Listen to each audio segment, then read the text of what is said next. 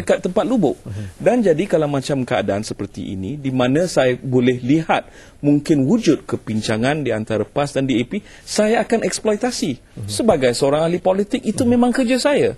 Jadi kita mesti terima hakikat bahawa ketidakstabilan mungkin wujud dalam sebuah coalition seperti pakatan selagi adanya parti-parti yang wujud cuma mewakili interest yang terlalu berbeza dan tidak komplementari seperti di barisan. Saya terpaksa berhenti di sini kerana masa tidak mengizinkan, tapi maklumat terperinci ada dalam buku ini.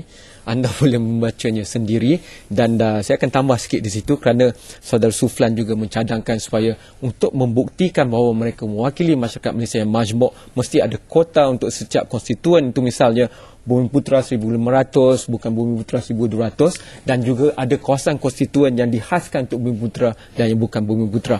Menarik juga yang dipaparkan di dalam buku ini. Jadi memerlukan pemikiran dan itulah yang dituntut oleh kebangkitan masyarakat sivil dan kita tidak mahu menggadaikan keselamatan dan kemajuan yang telah kita capai. Jadi kita sentiasa mahu memikirkan idea-idea baru dan buku ini memberikan satu idea baru dan menuntut kita warga masyarakat sivil Malaysia untuk memikirkannya.